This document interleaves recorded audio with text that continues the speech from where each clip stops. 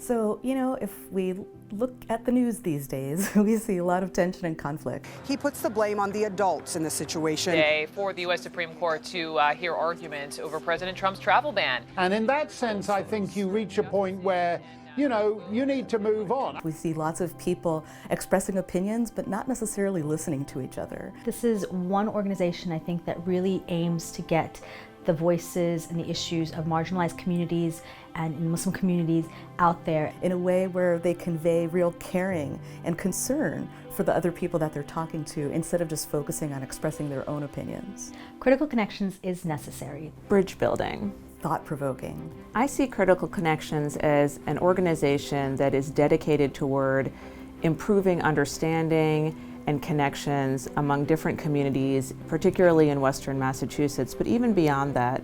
Well, what I've seen in terms of what Critical Connections has been doing has been hosting these panels and workshops where members of the community, whether they happen to be, involved in academics or policy or community-based organizations, all being able to come together and just learn what people from different walks of life have to say. Between the panels that they've done when it comes to, Muslim women in politics, to talking about the Me Too movement, to talking about, slavery and reparations, and, bringing in conversations with law enforcement. What you're doing is creating a layered and rich conversation that can really engage people on different levels. And to me, that's a wonderful format and a wonderful way in which to bring people together.